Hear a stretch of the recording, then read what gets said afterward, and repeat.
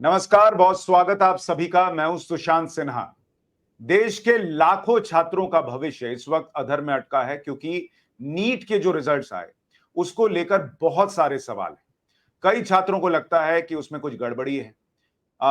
जो परीक्षा कराने वाली संस्था है एनटीए, उसका कहना है कि नहीं, सब कुछ ठीक है।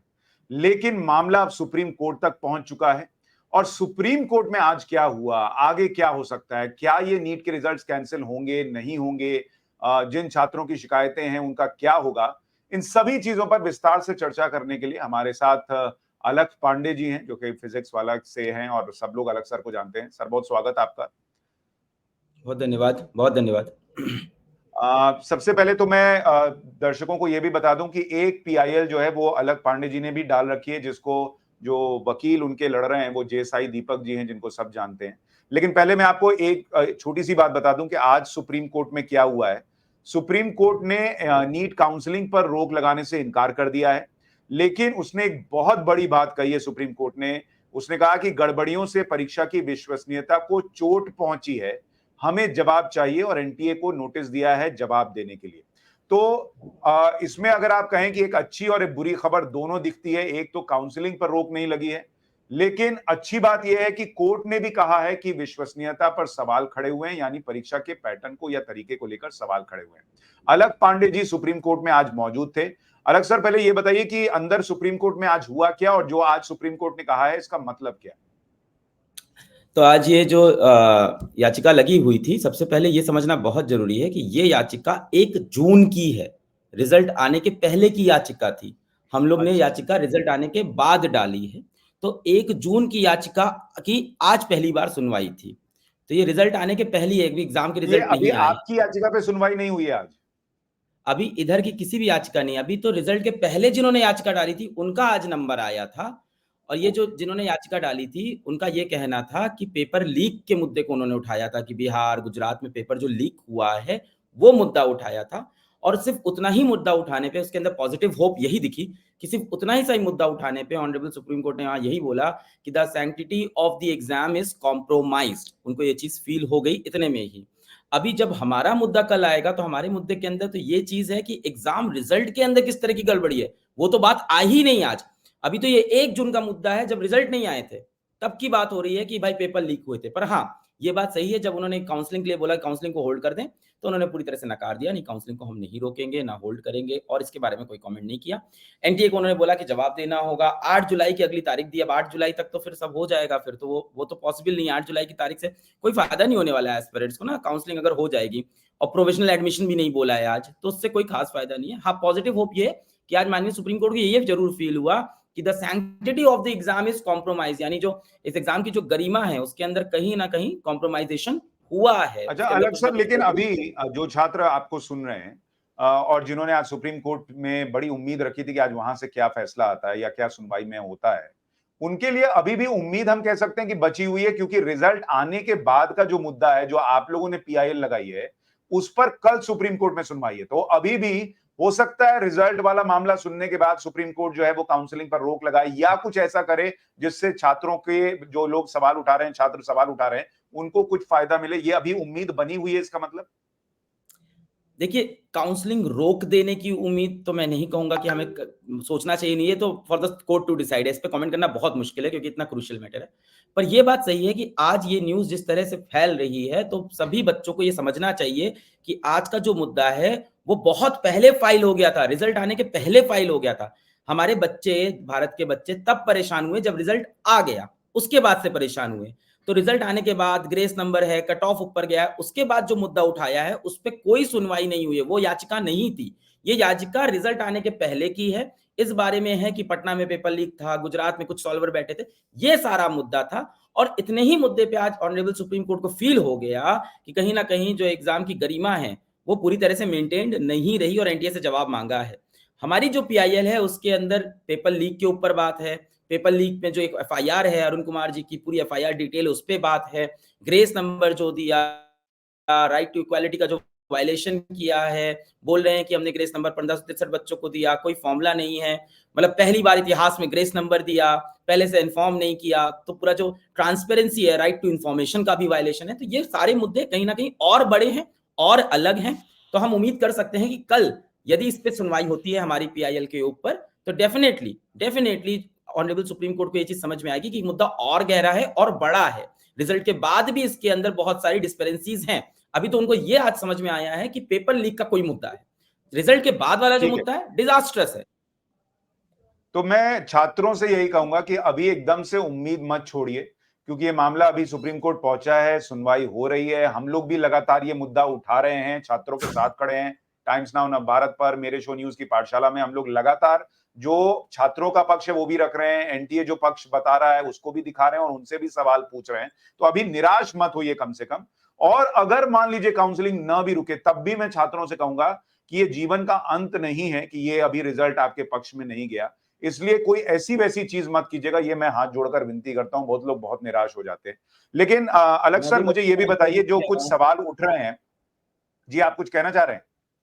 मैं भी हाथ जोड़ के भारत के सभी बच्चों से रिक्वेस्ट कर रहा हूं कि आप अगर प्रोटेस्ट कर भी रहे हैं तो पीसफुल प्रोटेस्ट करिएगा, कोई भी वायलेंस मत करिएगा। आपके माँ बाप घर में आपका इंतजार कर रहे हैं बच्चों, प्लीज ये चीज। और थोड़ा सा भी विश्वास और रखिए, कोई मामला सुप्रीम कोर्ट ड्रास्टिक में। कदम ना उठा लीजिएगा। एक छात्र ने, जिसका नंबर ठीक नहीं आया, उसने आत्महत्या कर ली। भगवान के लिए ऐसा मत कीजिए। मैं खुद 10वीं में 76% पाने वाला छात्र हूं और अभी भी जीवन मेरा चल रहा है। तो कहीं एक रिजल्ट से जो है जीवन तय नहीं होता है, ये हमेशा याद रखिए। लेकिन अलग सर, मुझे ये भी बताइए, कुछ चीजें जिसको लेकर सवाल है, जैसे सुप्रीम कोर्ट ने ये भी पूछा कि क्या परीक्षा में किसी तरह की गड़बड़ियां हुई हैं। तो ये जवाब भी एनटीए को देना पड़ेगा, नेशनल टेस्टिंग एजेंसी को। लेकिन वो जो ये कह रहा है कि ये आरोप गलत है, परीक्षा स्टैंडर्ड के अनुसार ही आयोजित हुई, राजस्थान के एक सेंटर पर हिंदी की जगह अंग्रेजी का पेपर पहुंच गया था, लेकिन कोई पेपर लीक नहीं हुआ है। क्या ये एनटीए का जवाब आपको उचित लगता है और ये जवाब कोर्ट में ठहरेगा क्या?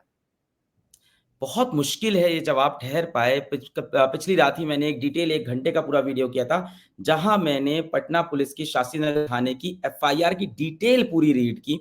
और वो एफआईआर ही इनफ है किसी इंसान को ये समझाने के लिए कि पेपर किस तरह से लीक होता है और कैसे होता आया है। उस एफआईआर में डिटेल में लिखा है कि झारखंड की एक एजेंसी से पटना पुलिस को इन्फॉर्मेशन मिलती है कि एक सफेद रेनॉल्ट डस्टर इस रास्ते से आ रही है, इसको चेक करें। जब सफेद रेनॉल्ट डस्टर को पटना पुलिस ने फोर्सफुली बल के साथ रोका तो 3 लोग उसमें से उतर के भागने लगे। कोई पुलिस को देख के क्यों भागेगा? जब उनको पकड़ा गया और ड्रॉर खोला गया गाड़ी का, तो उसके अंदर 4 एडमिट कार्ड की फोटो कॉपी निकली। एक एडमिट कार्ड को उन्होंने ध्यान से देखा, आयुष राज लड़के का नाम था, उसका सेंटर डीएवी था।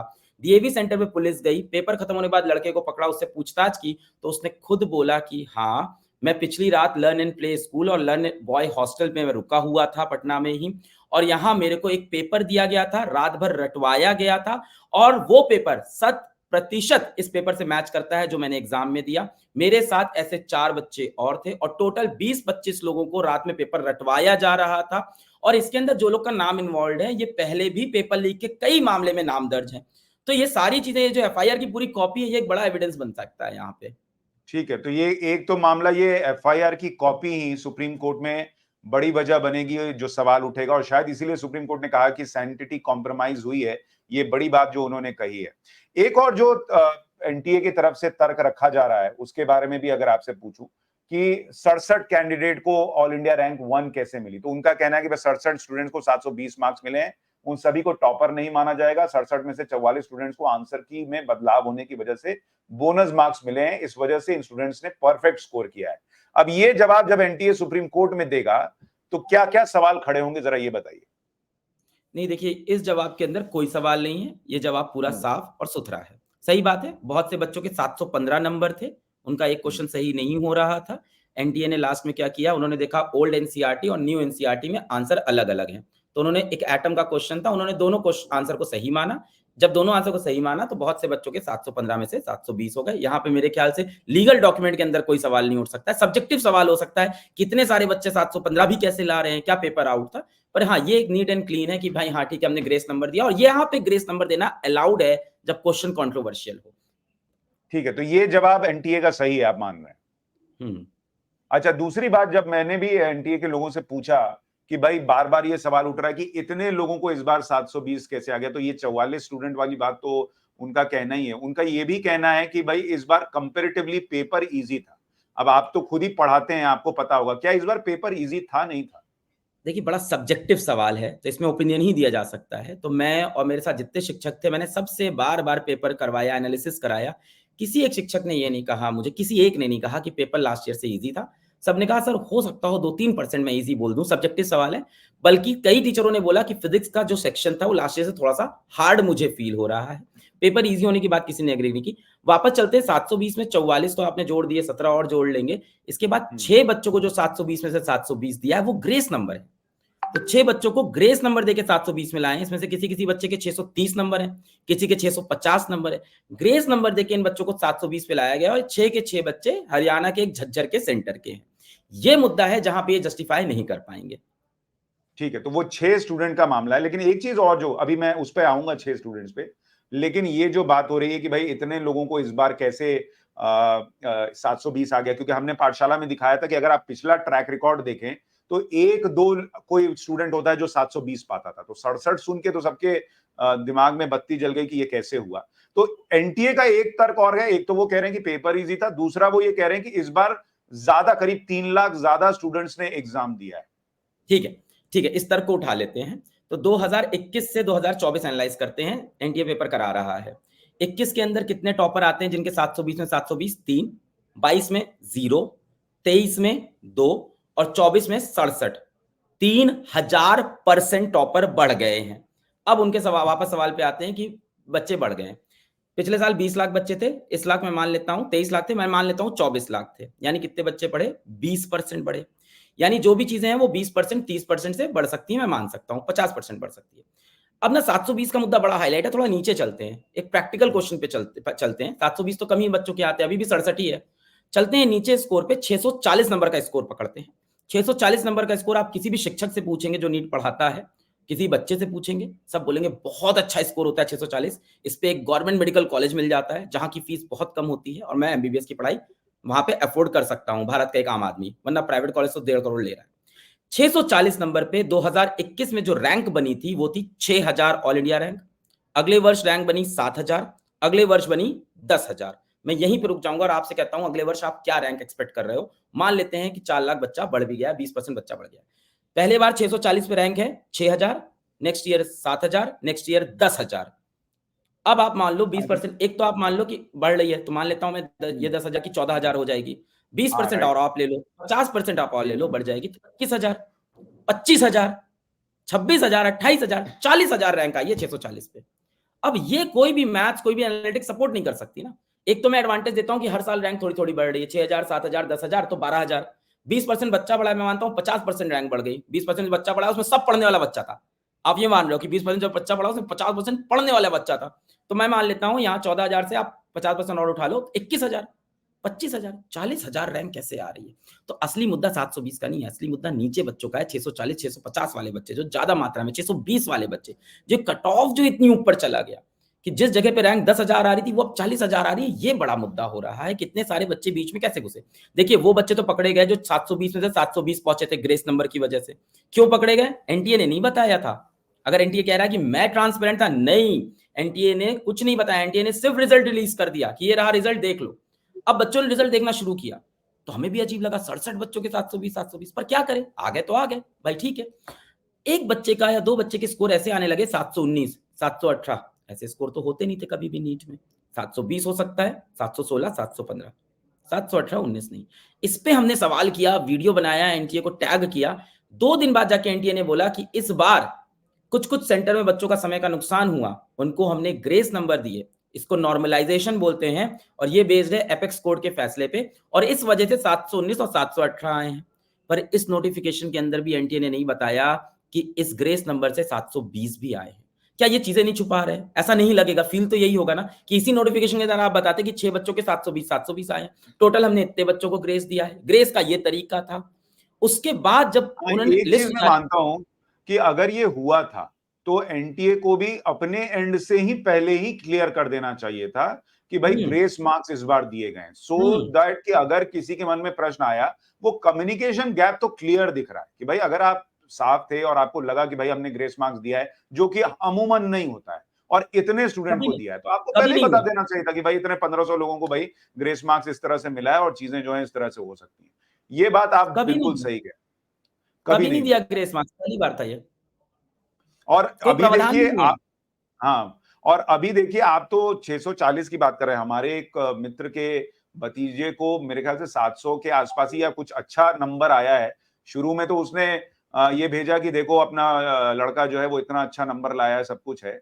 लेकिन अब सर दिक्कत ये है कि 640 उतने भी अच्छे बहुत नंबर अच्छा के नंबर बाद होता भी है। उसको एडमिशन अच्छी जगह नहीं मिल रहा है। 640 भी बहुत अच्छा नंबर होता है। हाँ, हाँ, 700 तो हाँ, बहुत अच्छा है, पर अभी 700 बहुत वाला अच्छा बच्चा है। भी खुश नहीं है, यही मैं भी बता रहा हूँ। तो 700 पे ये पिछले आप साल बिल्कुल रैंक सही बनी कह थी, रहे हैं। पिछले साल 700 पे रैंक बनी थी 300, इस बार 700 पे रैंक बनी है 2300। अरे बाप! इतना कैसे? मतलब वो जो 20% बच्चा नया ऐड हुआ सब पढ़ने वाला था, सब टॉपर था। ये कैसे मान लें भाई? ये तो बड़ा अजीब है ना। चलिए एक और सवाल जो है कि भाई एक ही एग्जाम सेंटर से 6 बच्चों को ऑल इंडिया रैंक 1 कैसे मिली? तो एनटीए का कहना है ये संयोग है, जिस सेंटर से 6 टॉपर निकले हैं, उसका एवरेज रिजल्ट देश के बाकी सेंटर्स के रिजल्ट से पहले से ही ज्यादा है। ये थोड़ा हजम हो इसका रहा है क्या सर? नहीं, इसका उत्तर पूरा डिटेल में एक्चुअली ऐसा नहीं है। एनटीए की ये तो सफाई दिया है प्रेस कॉन्फ्रेंस में। असल में हुँ, सवाल जो मैंने उठाया था ये उसका आंसर है। मैंने सवाल ये उठाया था कि हुँ, आपने कहा कि 4 स्टेट्स के कुछ सेंटरों में ग्रेस नंबर दिए हैं। एनटीए ने यही बोला था कि हमने 4 स्टेट के कुछ सेंटर में ग्रेस दिए हैं। तो मैंने ये सवाल उठाया था, अगर आपने 4 स्टेट के कुछ सेंटर पे ग्रेस दिए हैं, तो एक ही सेंटर से 720 में से 720 6 बच्चे क्यों नहीं आए? बाकी जगह से 720 क्यों नहीं आए ग्रेस नंबर देने के बाद? तो उन्होंने उसका रिप्लाई ये दिया कि जिन स्टेट्स में जिन सेंटर्स पे ग्रेस दिया, उन सेंटर्स को अगर कंपेयर करें तो हरियाणा का जो झज्जर सेंटर है, वहां के बच्चों का एवरेज स्कोर बाकी सेंटर से ज्यादा था, इसलिए ग्रेस नंबर देने पे वो 720 में से 720 पे पहुंच गए। ये उनकी सफाई थी। ठीक है। और इसी तरह से जब अगर आप देखें अगला सवाल जो उठा कि 720 या 716 कैसे हो सकता है, 17 या 716 हो सकता है, 17 718 और 19 कैसे हुआ? तो उन्होंने कहा हम्म टेक्निकल प्रॉब्लम की वजह से कैंडिडेट का समय बर्बाद हुआ, इसलिए ग्रेस मार्क्स दिया गया, इसी वजह से टोटल 718 और 719 हुआ। तो ये तो आपने अभी बताया भी है नहीं, कि इस पे एक पॉइंट है। एनटीए की जो रूल बुक है वो कहती है समय के बदले आप समय या रीटेस्ट दे सकते हो, ग्रेस नहीं दे सकते हो। इन्होंने यूज किया 2018 का सुप्रीम कोर्ट का एक जजमेंट, जो कि क्लैट के ऑनलाइन एग्जाम के अंदर टाइम के बदले ग्रेस नंबर दिया गया था, और वो 60,000 बच्चों का एग्जाम था। ऑनलाइन के अंदर it's very easy to determine किसका समय बर्बाद हुआ किसका नहीं, क्योंकि सर्वर फ्लग गया, सर्वर आया, सब रिकॉर्ड हो रहा है। ऑफलाइन में आप कैसे पता लगाओगे? Point number 1। Point number 2, 23 lakh बच्चे दे रहे हैं, वहां सिर्फ 60,000 थे। पॉइंट नंबर 3, उस जजमेंट में कहीं नहीं लिखा है इसको ऑफलाइन में इस्तेमाल करो। पॉइंट नंबर 4, उस जजमेंट के अंदर ये भी लिखा था कि एक बार अपना पोर्टल रीओपन करो, जितने बच्चों को प्रॉब्लम है आपको बताएं। पॉइंट नंबर 5, इन्होंने किसी बच्चे से नहीं पूछा कि कहां कहां समय का नुकसान हुआ है। राजस्थान के कुछ सेंटर में भी समय का नुकसान हुआ है, उन बच्चों को ग्रेस नंबर नहीं दिए। पूरी तरह से इम्पार्शियल मेथड है। जो बच्चा सक्षम है, हाईकोर्ट पहुंच गया, प्रेशर बना पाया, उसको ग्रेस नंबर दे दिया। जो बच्चा सक्षम नहीं है, गांव देहात से आज तैयारी करना चाहता है, वो जाए, उसको नहीं देंगे ग्रेस नंबर, क्योंकि वो हाई कोर्ट नहीं पहुंचा। मतलब अगर आपको नीट का एग्जाम लिखना है तो आपको लॉयर वॉयर हाई कोर्ट सब समझना होगा। किस तरह का आप मतलब क्या सेट करना चाहते हैं देश के सामने एग्जाम्पल? सर इसमें एक चीज ये भी बताइए कि ये जो ग्रेस मार्क्स दिया ये आप कह रहे हैं पहली बार हुआ है? क्योंकि कई पहली लोगों से अभी मैं छात्रों से भी मिला, कई लोगों ने कहा कि ऐसा पहली बार भी पहले भी हुआ है कि समय बर्बाद हुआ, लेकिन ग्रेस मार्क्स नहीं मिलता था, समय ही मिलता था। कभी कभी नहीं, कई बार समय भी नहीं मिला सर, कई बार अन्याय होके रह जाती थी बातें। कई सेंटर का सर आप पता कैसे करोगे? 4,500 सेंटर में कहाँ समय का नुकसान हुआ, कहाँ नहीं हुआ? बच्चे बोलेंगे, आवाज दब जाएगी कुछ दिन बाद, क्योंकि काउंसलिंग स्टार्ट हो जाती है। तो अब वो चीज है कि ये हर साल होता था। हर बार हमसे बच्चे बोलते थे, सर हमारे सेंटर में 5 मिनट। हम लोग जब बच्चों की तैयारी कराते हैं ना सर, तो हम लोग उनको तैयार करते हैं, तुम अपना पेपर जो है वो जो पेपर 200 मिनट का है, तुम यही करना कि तुम्हारा पेपर 180 मिनट के अंदर खत्म हो जाए, क्योंकि मान के चलो 10 नंबर तुम्हारा बर्बाद होने के चांसेस हैं। कभी इन्विजिलेटर बगल में खड़ा हो जाएगा, कभी पेपर लेट मिलेगा। तो हम बच्चों को इस चीज की तैयारी ऑलरेडी कराते हैं, क्योंकि ये हर साल होता है समय का नुकसान, ये कोई नई चीज नहीं थी। तो पहले क्यों नहीं ग्रेस नंबर देते थे? अचानक से इस साल क्यों ग्रेस दिया? और इस साल ग्रेस दिया तो बताया क्यों नहीं? रूल बुक में ये चीज लिखी नहीं है। जिस जजमेंट को यूज कर रहे हैं क्या वो वैलिड है? किसी से परमिशन ली, कहते हैं हमने एक इंटरनल कमेटी बनाई और उसने सजेस्ट किया, बट इतना बड़ा फैसला आप इंटरनल कमेटी से कैसे ले सकते हैं कि हम ग्रेस नंबर दे देंगे? और 5 मई को एनटीए का एक नोटिस आता है पेपर होने के बाद। वो बोलते हैं सवाई माधोपुर राजस्थान में एक सेंटर में थोड़ा सा पेपर इधर उधर हो गया था, पर हमने वहां पे रीटेस्ट करा दिया। उच्च सेंटर के अतिरिक्त भारत के सभी सेंटरों पे समय पे शांतिपूर्वक एग्जाम करा दिया है। और एनटीए इसके साथ ये भी लिखता है कि हम 4,750 सेंटर के एक एक कमरे की लाइव सीसीटीवी फुटेज की व्यूइंग ह्यूमनली और एआई की मदद से करते हैं। दोनों बातों को मिलाएं तो 5 तारीख की शाम को उनको पता होना चाहिए था कहां समय का नुकसान हुआ है। तो वहां तो उन्होंने कहा किसी और सेंटर पे नहीं हुआ है। 6 जून को वो ये बोलते हैं उन्होंने कि 5 तारीख को कहा है कि कहीं नहीं हुआ। क्लियर नोटिस के अंदर। अब ये जब चीज सामने आई तब बच्चों का जो नंबर दे रहे हैं कि 1563 बच्चों को ग्रेस दिया है, अब बच्चे ये कह रहे हैं हम आपकी बात पे विश्वास कैसे करें? You are changing your statement time and again, तो हाउ विल बिलीव यू? तो ये प्रॉब्लम यहाँ पे बनती है कि वो नंबर और 1563 है कि नहीं। अगर सीसीटीवी फुटेज है, आपने लाइव अगर स्ट्रीम किया है तो उसका सीसीटीवी फुटेज भी होगा, तो फिर तो आप दिखा सकते हैं कि भाई इन सेंटर्स पे आप देखिए लेट शुरू हो रहा है, उसका टाइम स्टैम्प भी होगा फिर तो। सर मैं प्रैक्टिकल सवाल उठाता हूँ, 4500 सेंटर बहुत से गाँव में होंगे, टियर 3 सिटीज़ में होंगे, एक-एक कमरे का सीसीटीवी फंक्शनल हो, प्रैक्टिकली पॉसिबल नहीं है, अभी समय लगेगा भारत को वहाँ पहुँचने में। और ये कह रहे हैं कि नहीं उन 4 स्टेट्स के 6 सेंटर्स में सीसीटीवी पूरे टाइम फंक्शनल था, हमने तो बाकी जगह भी तो समय का नुकसान हुआ है, वहाँ भी सीसीटीवी फंक्शनल था, वहाँ क्यों नहीं लिया? क्योंकि वो बच्चे कोर्ट नहीं गए। तो you don't have to talk, आपको एनटीए से बात नहीं करना है, आपको कम्युनिकेशन करना है तो आप कोर्ट के थ्रू करिए, सारी चीज़ें कोर्ट नहीं, के थ्रू लेकिन आज सर चूंकि आप लोगों ने ये मामला कोर्ट में लगाया हुआ है, आप लोग कोर्ट में ये अपील कीजिएगा कि हमको जरा सीसीटीवी फुटेज दिखाइए कि कहां-कहां से लेट शुरू हुआ है।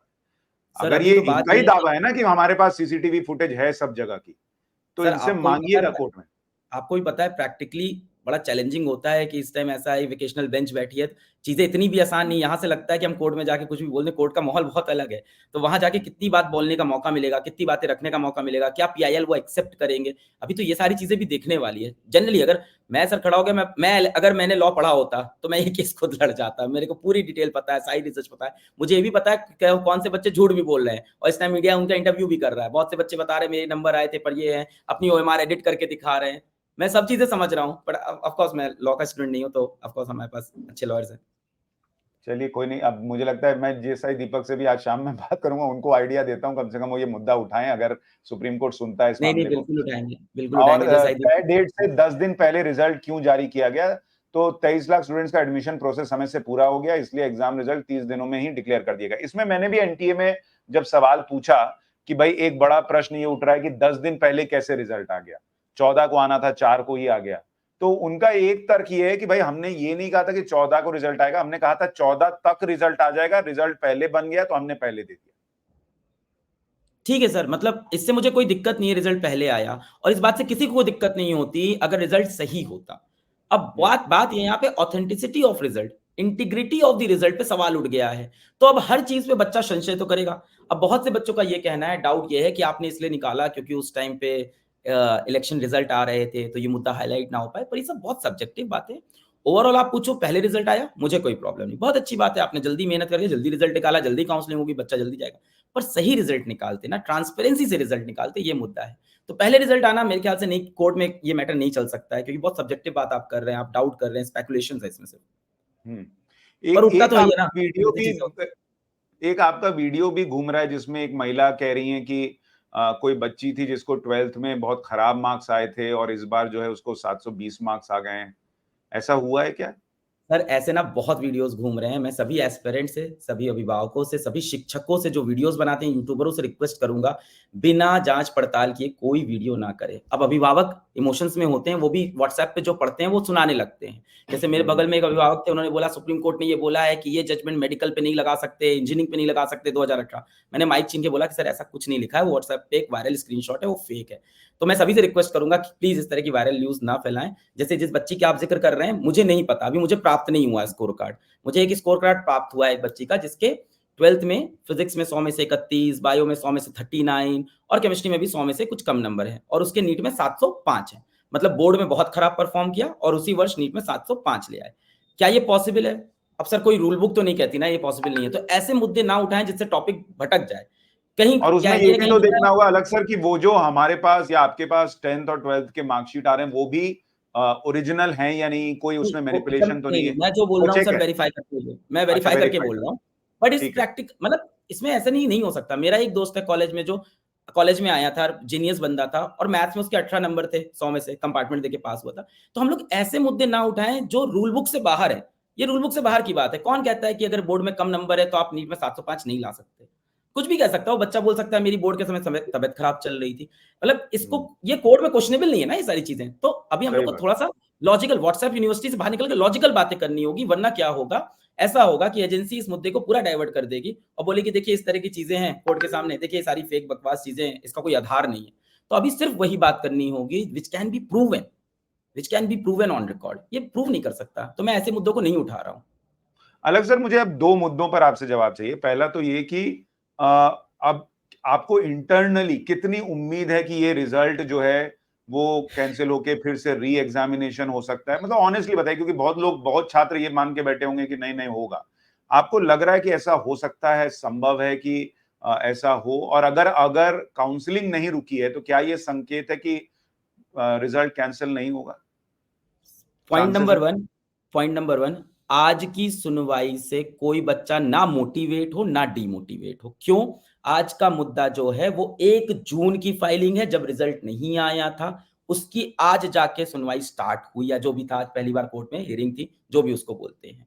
तो उस बात से बहुत ज़्यादा ना मोटिवेट होना है ना डिमोटिवेट। उसके अंदर एक पॉजिटिव पॉइंट ढूँढ सकते हैं कि हाँ, ऑनरेबल सुप्रीम कोर्ट ने कहा एग्ज़ाम की गरिमा भंग हुई है। पॉइंट नंबर 2 कि क्या मुझे क्या लगता है, कैसा होगा, हो पाएगा, कैंसल होगा, काउंसलिंग रुकेगी? देखिए, अब ये यहाँ पे हम लोग को थोड़ा-सा अपने को ऑनरेबल सुप्रीम कोर्ट का सम्मान करना चाहिए। When the matter is inside the court, you can not comment these things कि क्या हो सकता है, क्या नहीं हो सकता है। और अभी तो मेरी पीआईएल कल लगेगी, तब मुझे पता चलेगा कि वो क्या बोलते हैं। एक बार वो कुछ बोल दें, तो शायद मैं वहाँ से कुछ इंटरप्रेट कर भी पाऊँ। अभी जिस मुद्दे की बात हो रही है, वो एक कहीं न कहीं एक वीक मुद्दा है, क्योंकि वो पोस्ट एग्ज़ाम एनटीए के अंदर जितनी डिस्क्रिपेंसी वो लाया नहीं। जहाँ सुप्रीम कोर्ट ये देखेगा कि एनटीए ने जो एग्जाम कराया उसके अंदर कितनी डिस्पेरेंसी है, ट्रांसपेरेंसी नहीं है, तब उनको ओवरऑल इंटेंट पे, ओवरऑल एग्जीक्यूशन पे डाउट होना स्टार्ट होगा, तब हम लोग कुछ एक्सपेक्ट कर सकते हैं। रही बात की काउंसलिंग रोक दें या रीनीट करा दें, all this is not in my hand, ना बच्चों के हाथ पे है, ये हाथ में अब ऑनरेबल सुप्रीम कोर्ट के है। तो मुझे लगता है ये फैसला वहीं से आना चाहिए। अलग सर, एक आखिरी सवाल ये कि मान लीजिए, चलिए ठीक है, इस बार रीनीट ना हो, जो हो गया आ गया, रिजल्ट वैसी स्थिति बन जाए। एक एक मैं बात कह रहा हूँ कि अगर ऐसा ही हो गया, एक तो जो हम दोनों ही अपील कर रहे हैं कि छात्र निराश ना हो जिनके रिजल्ट अच्छे नहीं आए या जिनका अच्छा एडमिशन नहीं होता है मान लीजिए इस रिजल्ट की वजह से। लेकिन नीट में आपको क्या-क्या समस्या दिखती है जिस पे सरकार को काम करना चाहिए और उसको ठीक करना चाहिए ताकि ऐसी परिस्थिति दोबारा ना बने? देखिए, वैसे तो समस्याएँ बहुत सारी हैं। अगर मैं एकदम नॉर्मली बताऊँ, तो कहीं न कहीं येस, नीट का पेपर पिछले 2-3 साल से ईज़ी ही है। ये नहीं कि इस साल ईज़ी बना था। 2-3 साल से नीट का पेपर उस लेवल का नहीं बनता है जैसा पहला बना करता था। तो वो सच है। तो मुझे लगता है कि ऑफ़ कोर्स पेपर की थोड़ी-सी टफनेस बढ़ा देनी चाहिए। चाहे जो हो, चाहे यहाँ से जो भी हो, वो तो करना ही चाहिए। क्यों बढ़ानी चाहिए? It's a exam of rejection. And now you are creating exam of selection. कहने का मतलब ये है। तो इस पे मुझे जो इनका ओपिनियन लगा वो ये था कि बच्चों को इजी पेपर देके ज्यादा नंबर देंगे, और ज्यादा नंबर देने से बच्चा निराश नहीं होगा। अरे बच्चा निराश तब नहीं होगा जब आपके पास सीट्स ज्यादा हो। आपके पास सीट्स तो लिमिटेड ही है। तो पहली चीज, आप क्वेश्चन पेपर आईटी एडवांस से आप सीख सकते हैं चीज। आईटी एडवांस के अंदर आप देखो, पहली रैंक 352 नंबर पे है, और इसके बाद मैं अब चला जाऊं रैंक नंबर 52 पे, तो वो 312 पे है। अच्छा खासा गैप हो रहा है, दो रैंक्स के बीच में अलग अलग नंबर है, और इनकी पहली रैंक और 67वीं रैंक 720 पे पड़ी है। अब हो सकता है उसके और भी इश्यूज हैं, ये भी मान सकते हैं। पर किसी एग्जाम में अगर बच्चा पूरे के पूरे नंबर हर साल स्कोर कर देता है 3-2, तो भी वो सवाल उठाना चाहिए, आप ऐसा पेपर क्यों बना रहे हैं? क्या आईआईटी एडवांस की हिस्ट्री में आज तक कोई 360 में से 360 लाया है? नहीं। क्या आपके पास एग्जाम्पल है? ना आईआईटी एडवांस का एक एग्जाम्पल। दूसरी बात, नंबर ऑफ अटेम्प्ट्स जो नीट के अंदर दे रखे हैं अनलिमिटेड। एक बच्चा 4 साल ड्रॉप करता है, 5 साल ड्रॉप करता है, 6 साल ड्रॉप करता है। ये सब्जेक्टिव है, मुझे पता है, पर इसके ऊपर सोचना पड़ेगा आपको एक बार। जैसे इस बार बहुत सा बच्चा, कल एक बच्चा था, तो उसकी तबीयत भी साल भर खराब थी और चौथा ड्रॉप था उसका, यानी 5 बार नीट दे चुका है। लगभग वो 23-24 का हो चुका है। अगर ये सारी चीज़ें कंटिन्यू हुई, उसका भविष्य तो गया ना पूरी तरह से। तो ये नंबर ऑफ अटेम्प्ट्स पे भी सोचना चाहिए, आप बच्चे को इतनी बार उम्मीद ही क्यों दे रहे हो पेपर की? ये ओवरऑल मैं बात कर रहा हूँ पिछले मुद्दों की। करंट मुद्दों के हिसाब से बात करें, तब तो मुझे लगता है कि maybe we should take reformative actions on the agency, on the structure जो इस एजेंसी का है, जो प्रोसेस हैं, उन प्रोसेस की इन्वेस्टिगेशन होनी चाहिए, ऑडिट होनी चाहिए। किस तरह के प्रोसेस हैं जब इनको पता ही नहीं चल रहा है कितने बच्चों को ग्रेस दिया, कहाँ दिया, रिजल्ट ऐसे ही पब्लिश हो गया, बताया ही नहीं कि हमने ग्रेस नंबर दिए, रिस्पॉन्स नहीं करते हैं, communication is so bad, so poor. मैं इसका एक और एग्जाम्पल देता हूँ कि when they came in the press conference, जब एनटीए के डायरेक्टर साहब प्रेस कॉन्फ्रेंस में आए, he used the word only 1600 बच्चों को ग्रेस दिया है। अरे आपने कहा ओनली 1600, और आप खुद एग्री कर रहे हैं कि उसमें से 790 बच्चे क्वालीफाई हुए। मैं आपको एडवांटेज देता हूं कि उसमें से मान लेते हैं 50 बच्चा ही ऐसा था जो गवर्नमेंट मेडिकल कॉलेज में पहुंचेगा। सब हटाते हैं, मैं चलता हूं 720 पे। 6 बच्चा 720 पे ग्रेस पाया ना, उसमें से एक बच्चा मेरे इंस्टीट्यूट का था, उसके टेस्ट में 630 से 650 आते थे। ठीक, उसके एग्जाम में 720 आ गए, वो तो पहुंच जाएगा, या तो एम्स दिल्ली पहुंचेगा या वीएमएमसी पहुंचेगा। एक जेन्युइन बच्चा जो हार्ड वर्क करता था, साल भर पढ़ता था, 670 नंबर लाए, उसको तो पीछे का कॉलेज मिला। अगर आपके 50 बच्चे भी लिस्ट के अंदर घुस रहे हैं, तो 50 बच्चे डिप्रेस हो रहे हैं आपके ही डेटा के हिसाब से। ये तो मैं मान रहा हूं, अगर आप सब चीज जो बोल रहे हो सही है, which is very difficult right now to say. अगर आप बोल रहे हो सारी चीजें सही है तो भी प्रोसेस में बहुत बड़ा ये गैप है कि आप 50 बच्चे को एलिमिनेट कर दोगे। तीसरी बात, ये कुछ ऐसा प्रोसेस अपना सकते हैं जैसा आईआईटी ने अपनाया है कि पहले मेंस होता है, फिल्टर करते हैं बच्चों को, फिर बचे हुए बच्चों का एडवांस का पेपर लेते हैं। तो इस तरह का भी प्रोसेस अपनाना चाहिए कि पहले आपने एक मेंस कर लिया, फिल्टर, क्योंकि आपके पास संख्या 24 लाख की है, 24 लाख को सीधा एक एग्जाम दे देते हैं तो बल्किंग भी हो जाती है। तो 24 लाख से पहले सेपरेट करें, फिल्टर करें, 24 लाख में जो भी आपको लगे, 4 लाख 5 लाख बच्चा सेपरेट किया, है ना, पहले एक कट ऑफ लिस्ट बनाई और उन 4 लाख 5 लाख में फिर आपने एक अगला एग्जाम करा लिया। इस तरह की चीज। पांचवी बात, आपका पेपर आज भी ऑफलाइन मोड पे है, वो इंफ्रास्ट्रक्चर का प्रॉब्लम है, कंप्यूटर बेस्ड टेस्ट कैसे कराएं, पर उसका भी प्रेसिडेंट है। प्रेसिडेंट है आईआईटी मेंस का एग्जाम, साल में 2 बार होता है और 5-5 दिन लगातार होता है। अब नीट के अंदर पेपर एक ही बार करा रहे हो आप साल में, 2 मौका दे दो एक बच्चे का, 4 आप बच्चे से कहते हो कि आप मल्टीपल अटेम्प्ट लेते रहो, तो उसके साल क्यों बर्बाद कर रहे हो? एक ही साल में उसको 2 अटेम्प्ट दे दो, तो एक बच्चा जो है वो 2 साल के अंदर खुद ही समझ जाएगा कि मैं 4 अटेम्प्ट दे दिया, हो गया। मैक्स टू मैक्स 3 साल। अभी बच्चे ऐसे हैं जो 5वां अटेम्प्ट, 5वां साल, 6वां साल बर्बाद करते हैं। अगर आप हर साल एक पेपर फेब में ले लो, एक पेपर अप्रैल में ले लो, आप बच्चा 2 पेपर देगा, उसको समझ में आएगा, चलो 1 साल और ट्राई करते हैं, फिर फेब, फिर अप्रैल। अगले साल अगर उसका नहीं हुआ, खुद मूव ऑन कर जाएगा। और सीबीटी टेस्ट अगर आप ले लो जेई मेंस की तरह, तो अगर आप जब सीबीटी टेस्ट लोगे तो इस तरह की प्रॉब्लम खत्म हो जाएगी, पेपर टाइम पे नहीं मिला, आंसर शीट कैसे कैसे, मतलब, और इन्विजिलेटर भी क्या करे, मतलब ट्रेंड नहीं होते हैं। मैं किसी एक इंसान की गलती नहीं, प्रोसेस के प्रॉब्लम है ना, स्ट्रक्चर के प्रॉब्लम है। अब इन्विजिलेटर क्या करता है, इंग्लिश वाले बच्चों को बाइलिंगुअल पेपर थमा दिया, हिंदी वाले बच्चों को इंग्लिश पेपर थमा दिया, इसकी ओएमआर उसको चिपका दिया। इस तरह की प्रॉब्लम आती रहती है। अगर ये चीज हम लोग सीबीटी सेंटर्स बनाए, कंप्यूटर बेस्ड टेस्ट करें, ऑनलाइन कर ले, तो शायद ये सारी चीजें रुक सकती है। इस तरह के एक बहुत और सारे। एक और बड़ा मुद्दा है, जैसे आप खुद कह रहे हैं कि भाई कई सेंटर्स पे जो है हर बार का है कि, या कई सेंटर नहीं, मतलब मैं कहूँ कि कई जगहों पर ऐसा हो जाता है कि लेट से एग्जाम शुरू हुआ।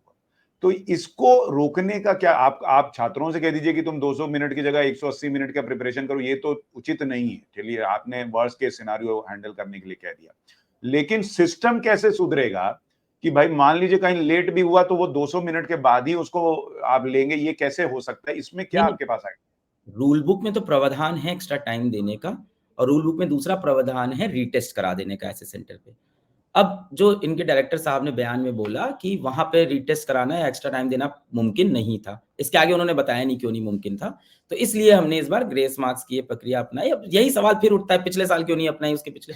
ये जो समय बर्बाद होता है इन सेंटर्स में, प्रैक्टिकली मुझे लगता है ये एक सिस्टमैटिक प्रॉब्लम है। समय के साथ ही सुधरेगा, प्रोसेस इंप्रूव करने पड़ेंगे। गवर्नमेंट को और ज़्यादा इसके अंदर स्ट्रॉन्ग एजेंसीज इन्वॉल्व करनी होगी, वेंडर्स इन्वॉल्व करने होंगे, थर्ड पार्टीज इन्वॉल्व करनी होगी, someone from McKinsey, someone from big four, कोई आए इनके प्रोसेस की ऑडिट करे। क्या कभी किसी बिग फोर ने इनके प्रोसेस के ऑडिट किए हैं कि इनके प्रोसेस स्मूथ हैं कि नहीं है? इनके कम्युनिकेशन को ऑडिट करे, किस तरह का कम्युनिकेशन करते हैं। तो अगर फिजिकली ये एग्जाम कराना है तो it will be difficult, always it will be difficult, क्योंकि बच्चा 24 लाख से 30 लाख हो जाएगा, सेंटर 4700 से बढ़ के 5200 हो जाएंगे। तो ये हमेशा डिफिकल्ट रहेगा कि ऑपरेशनली इतने आप जो दूर दूर सेंटर, रिमोट सेंटर्स होते हैं, तो ऑफलाइन में ये सारी प्रॉब्लम हमेशा बनी रहती है। इसको 100% सॉल्व करना इज रियली रियली डिफिकल्ट। आप ये कर सकते हो, एग्जाम 2 फेज में कर दिया या 5 दिन में डिस्ट्रीब्यूट कर दिया, तो एक दिन जो नंबर ऑफ स्टूडेंट्स आएंगे कम होंगे, तब आपकी सेंट्रल टीम जो होगी वो ज्यादा ध्यान दे पाएगी इन पे, आपकी मैन पावर ज्यादा ध्यान दे पाएगी इन पे। तो इस तरह के सोल्यूशन निकालने चाहिए। एक ही दिन 24 लाख बच्चा पेपर देता है तो मुश्किल तो है इनको हैंडल करना, और आप प्रिपेयर्ड नहीं हो ऐसी सिचुएशन के लिए। Second thing I just want to say, and I have said this multiple time, मैं एनटीए से हाथ जोड़ के रिक्वेस्ट कर रहा हूं, अगर आप प्रेस कॉन्फ्रेंस में आ रहे हैं, आप एम्पैथी रखिए बच्चों के लिए, सिंपैथी रखिए बच्चों के लिए, प्यार रखिए। आप आके बोलिए कि बच्चों, हमने एनटीए आप ही के लिए बनाई है, ये पेपर हम दिन रात आप ही के लिए काम करते हैं, हम आप ही के लिए सैलरी लेते हैं, हम सब कुछ आपके लिए कर रहे हैं। तो अगर आपको लगता है कुछ गड़बड़ी हुई है तो हम खुद चाहते हैं, जैसे उन्होंने कहा ना, मैं कमिटी बना रहे हैं, the way of communicating that thing was very bad. उनको बोलना चाहिए था हम आपके लिए एक कम्युनिटी फॉर्म करेंगे और इस कम्युनिटी में हम डेफिनेटली माननीय सुप्रीम कोर्ट के किसी एक्स जज को अपॉइंट करेंगे और इंडिपेंडेंट होगी, सारी रिपोर्ट्स पब्लिक होगी। बल्कि आप लोग कहो तो इस कमिटी को हम किसी थर्ड बॉडी को दे देते हैं, एनटीए से पूरी तरह से सेपरेट। एक तरीका होता है। उन्होंने बोला ओनली 1600 को ग्रेस दिया हमने, हमने देखा कोई पेपर लीक नहीं हुआ है। तो आपको ये बोलना चाहिए था ठीक है, हमें भी इंफॉर्मेशन मिली है पेपर लीक, अगर ऐसा कुछ हुआ तो हम स्ट्रिक्ट एक्शन लेंगे। कई बार चीजें इमोशनली भी संभल सकती हैं। आज बच्चा रोड पे आ गया है, प्रोटेस्ट कर रहा है, इसके लिए रिस्पॉन्सिबल बयान वो प्रेस कॉन्फ्रेंस थी जहां एम्पैथी नहीं था। अगर उसके अंदर प्यार से बोला जाता कि बच्चों, हमें भी लगता है जो हमने किया वो पूरी तरह से जस्टिफाइड नहीं है, एक बार चेक करते हैं हम, ऑनरेबल सुप्रीम कोर्ट का जजमेंट आने दे। But there it was like, एक होता है गलती करना, एक होता है गलती को एक्सेप्ट कर लेना। तो आप अगर लाल बहादुर शास्त्री जी, उन्होंने रिजाइन कर दिया था गलती करने के बाद, तो आपने गलती एक्सेप्ट ही नहीं की, बल्कि एक्नॉलेज भी नहीं किया। आपको लगता है आपने सब सही किया, ओनली 1600 बच्चों को हमने ग्रेस दिया। This is not the way you should talk. बच्चा और भड़क गया इससे। ओनली 1600 तो होता नहीं है ना, वो 1600 का इम्पैक्ट तो सब पे चला गया ना, क्योंकि आपने अगर उनको ग्रेस मार्क्स दिए हैं तो सबकी रैंकिंग ऊपर नीचे हो गई, अगर नहीं मिला होता तो वो चीजें ही अलग होती।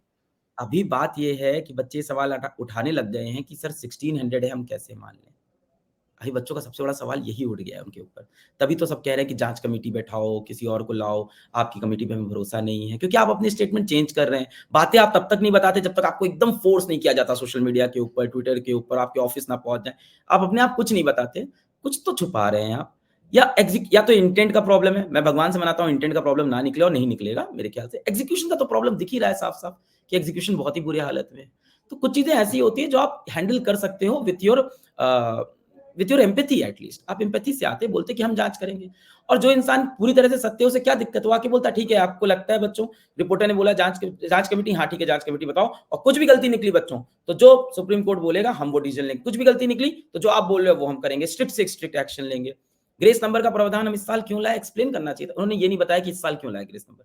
एक्सप्लेन कर देते। ये बताते हम पहले भी ग्रेस नंबर देते थे, हम आपको बताते नहीं थे कभी। इस बार आपने पकड़ लिया 719 तो बताना पड़ गया है। हम आगे भी और आप एक ये चीज़ समझिए अगर ये ग्रेस नंबर का कल्चर रहा, एनटीए की सारी बातें मान लेते हैं, एक बार सच निकल गई या ठीक है हम लोग सब तरह से गलत हो गए, हम हार गए और एनटीए ने प्रूव कर दिया कि हमने 1563 बच्चों को ग्रेस दिया है।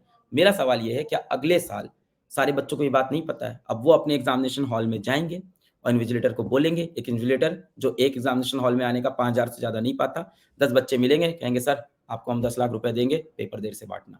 और गाँव-गाँव के सेंटर आप क्या कंट्रोल कर लोगे? और बच्चा कहेगा सीसीटीवी में ऑन रहना चाहिए, सीसीटीवी में देख रहा है एनटीए, हम जाके अब इसको कोर्ट में अपील करेंगे, हम दिखा देंगे हमारे सेंटर में पेपर डिले हुआ।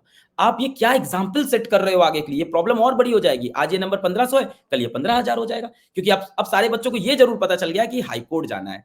एनटीए हाई कोर्ट की बात सुन लेता है। तो नेक्स्ट ईयर और सारी रिपिटिशंस आएँगी, नेक्स्ट ईयर आप और ग्रेस मार्क्स बाँटोगे, फिर एग्ज़ाम कराने की ज़रूरत ही क्या है? What's the need? तो आप पूरा आप समझ रहे हो आप प्रिंसिपल पे सवाल है, फाउंडेशन पे सवाल है। तो दिस इज़ द प्रॉब्लम मुझे लगता है कि डेफिनिटली उन्होंने न्यूज़ एंकर्स को बुलाया था, पर उस कॉन्फ्रेंस के अंदर उन्होंने कुछ पेरेंट्स को, कुछ बच्चों को, कुछ शिक्षकों को बुलाना चाहिए था। उनकी आवाज़ सुननी चाहिए थी और अगर कोई आवाज़ उठा रहे हैं तो उसको सुन के एम्पैथी से बिहेव करना चाहिए था कि हाँ, आपकी कुछ बातें मुझे भी सही लगती है, मेरे ये पक्ष है, अच्छा ठीक है हम कमेटी बैठाएँगे। उस मीटिंग अगर ये उस प्रेस कॉन्फ्रेंस के अंदर ये चीज़ें होती तो शायद आज प्रोटेस्ट नहीं होती। उनको भरोसा दिलाना चाहिए था एजुकेशन सिस्टम के ऊपर व्हिच वाज़ अ फेलियर कि भरोसा नहीं दिला पाए, इसीलिए बच्चा देखिए, एक प्रोटेस्ट कर चीज़ रहा तो बहुत स्पष्ट है अलग भाई कि इसका रिज़ल्ट क्या आएगा इस पूरी लड़ाई का जो सुप्रीम कोर्ट तक पहुँच गई है लड़ाई, वो तो आपको भी नहीं पता, मुझे भी नहीं पता। हम अपना प्रयास कर रहे हैं, मुद्दा उठा रहे हैं, दिखा रहे हैं, आप अपना प्रयास कर रहे हैं, छात्रों की आवाज़ बन रहे हैं।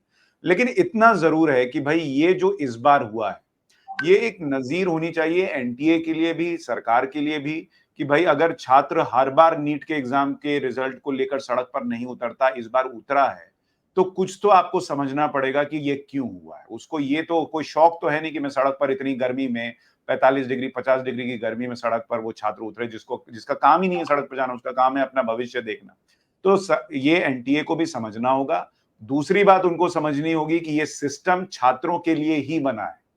तो छात्र एग्ज़ैक्टली। क्या कह रहा है, क्या क्या चाह रहा है, ये आपको समझकर छात्रों के हिसाब से सिस्टम को बेहतर करना होगा। छात्र आपके सिस्टम के हिसाब से नहीं चलेगा। वो छात्र आपके सिस्टम में आने के लिए नहीं बना है। आपका सिस्टम बनाया गया उन छात्रों को इवैल्यूएट करने के लिए और बेहतर छात्रों को बेहतर मौके देने के लिए। तो इवन कमियां हैं एनटीए तो जी, इवन जी। एनटीए लास्ट में अगर एक्सेप्ट करता है और प्रूव करता है किसी भी तरह से जो कि बहुत मुश्किल है, कि सिर्फ़ 1563 बच्चों को ग्रेस दिया है और पेपर लीक नहीं हुआ है। लेट अस से वो कह देते हैं कि वो एफआईआर झूठी है या जो भी झूठी तो नहीं है वो तो मतलब वेबसाइट पे मिल रही है। ठीक है, रिपोर्ट्स के अंदर दिखा रहा है ऑफ़िशियली। चलो वो बोल देते हैं कि जो बंदा है वो बयान से पलट गया, कुछ भी कर सकते हैं। इन द एंड अगर वो इन सारे स्टैंड्स को लेके खुद को सही भी प्रूव करते हैं, then my last question is कि there are 67 students who scored 720 out of 720 आप कैसे डिसाइड करोगे इसमें से बेटर कौन है? किसने फॉर्म पहले भरा इस बेसिस पे? किसकी उम्र ज़्यादा है इस बेसिस पे? ये कोई तरीका हुआ? आप ऐसा एग्ज़ाम क्यों बनाए? फिर भी क्वेश्चन आपके ऊपर है लास्ट में कि एक नंबर है 680 680 इस नंबर पे 1100 बच्चे बैठे हुए हैं। ऐसा पेपर क्यों बनाते हैं? ये टॉप के नंबर है। ये चीज़ें होती हैं हर एग्ज़ाम में, पर ये चीज़ें होती हैं लोअर स्कोर्स पे 300 पे, 200 पे। आपके 720 टॉप स्कोर पे आपके 67 बच्चे, 700 एक टॉप स्कोर है आपका। अब इस स्कोर पे अगर इतने सारे बच्चे आज 700 पे 350 बच्चे हैं। आपके टॉप स्कोर पे अगर इतने बच्चे बैठे हैं, तो आप कैसे डिसाइड करोगे कौन बेटर है, कौन नहीं? ऑन द बेसिस ऑफ कि तुम कब पैदा हुए थे? तुम देर से पैदा हुए थे, बाद में पैदा हुए थे, तुमको एडवांटेज। तुमने फॉर्म पहले भरा था, तुमको एडवांटेज। तो फिर फॉर्म इतने दिन खोलते ही क्यों? एक ही दिन खोलो आप कि सबको इसी दिन भरना है। अनफेयर है ये प्रोसेस। अगर ऐसा सब कुछ प्रूव होता है तो भी अनफेयर है कि 2 बच्चे जो सेम नंबर लाए हैं उसमें से 1 को बेटर, और 2 में ठीक है, 3 में ठीक है, 4 में ठीक है, 1000 बच्चे सेम नंबर पे कैसा पेपर बना रहे हैं? फिर यहाँ पे सवाल उठता है। तो अंडर एनी केसेस बहुत सारे लूपहोल्स हैं जो एड्रेस हाँ, होंगे। इसीलिए मैंने कहा कि रिजल्ट इसका क्या आएगा इस पूरी लड़ाई का पता नहीं, लेकिन एनटीए के लिए बहुत कुछ सीखने के लिए है। सिर्फ ये कह देना कि अरे सब गलत बोल रहे हैं, सब हमने ठीक किया, उससे सिस्टम में सुधार नहीं होगा। आपको गंभीरता से, शांत दिमाग से सोचना होगा कि छात्र, उनको पढ़ाने वाले टीचर जो इतना समय देते हैं अपने जीवन का, वो अगर कुछ कह रहे हैं तो कुछ तो बात होगी और आपको आपको सुनना होगा। आपकी ये जिम्मेदारी है। ये कह देना कि हम जो कहेंगे तुमको सुनना होगा, ये चलेगा नहीं इस देश में और इस सिस्टम में। और मैं छात्रों से लास्ट में फिर अपील करूंगा, अगर 100% भी मान के चलिए कि आपके पक्ष में फैसला नहीं आता है सुप्रीम कोर्ट से, फिर भी जीवन बचा हुआ है। कुछ और प्रयास कीजिए, लेकिन गलत कदम मत उठाइएगा। अलग भाई, आप भी लास्ट में कुछ कहना चाहें तो जरूर कहिए। देखिए, जो आपने कहा वो थ्योरेटिकली तो सही है, प्रैक्टिकली कैसे बोलूँ उस बच्चे से जो 4 साल से नीट की तैयारी कर रहा है, जो किसी दोस्त के साथ कभी घूमने नहीं गया, बैठा नहीं, अपने माँ-बाप को समय नहीं दिया, सिर्फ़ नीट का सपना लेके जी रहा था। बहुत मुश्किल है उसको ये बात अब समझा पाना, मुझे भी लगता है। फिर भी मैं रिक्वेस्ट करूँगा बेटा कि हम लोग अभी कोशिश कर रहे हैं, ऑनरेबल सुप्रीम कोर्ट के पास मैटर है। आप लोग कोशिश करिए कि थोड़ा-सा समय, थोड़ा संयम रखिए आप लोग, थोड़ा-सा कोशिश करें। अब मैं ये कैसे बोल दूँ कि अगर फैसला तुम्हारे फ़ेवर में नहीं है तो जी लेना ज़िंदगी, मुश्किल है। बोलना शायद हो सकता हो बोलना पड़े।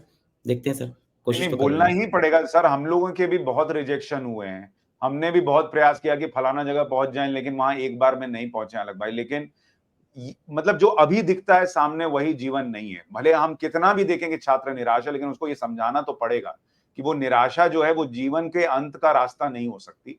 वहां से आपको चीजें बेहतर करनी होंगी, क्योंकि माँ ए बाप हैं। सर कितने उन्होंने दुःख की बच्चा बात है। नीट नीट अलग भाई, बच्चा नीट निकालेगा इसके लिए बच्चा पैदा नहीं हुआ था। मेरी 2 बेटियां हैं। मैंने उनको इसलिए पैदा नहीं किया कि वो नीट निकालेंगी या वो आईएएस बनेंगी या वो क्या करेंगी। इसलिए वो अल्टीमेट गोल नहीं है। मैं जानता हूं आप टीचर हैं, आप भी बच्चों के उस सपने को जीते हैं। आपकी आपकी उस भावना को मैं समझ सकता हूं। नहीं सर, आप जो बात कह रहे हैं वो मेक सेंस। मैं भी लास्ट में बच्चों को यही, जिस दिन कुछ नहीं हुआ तो मैं तो फिर यही बोलूँगा। पर कितनी ये दुःख की बात है कि हमको साफ डिस्क्रिपेंसीज़ दिख रही हैं। सब सब मानने के बाद भी तब भी हमें डिस्क्रिपेंसी दिख रही है। बट स्टिल हम लोग बच्चों को यही बता रहे हैं। तो है, ये दुःख की बात तो है। पर अभी तो मैं कहूँगा अभी हौसला रखते हैं ऑफ कोर्स। पर हाँ, ये जो आपने बोला एकदम सही है। आपने अपने बारे में बताया 10th में नंबर, मैं अपने बारे में बता दूँ, मैं सिर्फ 12th पास हूँ, ग्रेजुएशन का डिग्री नहीं है मेरे पास। और तो आप देख लो, चीज़ें ऐसी नहीं हैं। ऑफ कोर्स हिम्मत रखेंगे, मेहनत करेंगे और क्या कह सकते हैं बेटा। चलिए, और मेहनत हम बहुत की, लोग तो है आपने भी ही मेहनत आपके साथ करी। खड़े हैं, देख रहे हैं जो होगा। बहुत बहुत शुक्रिया अलग भाई हमारे साथ जुड़ने के लिए और छात्रों बहुत की शुक्रिया। आवाज बनने के लिए।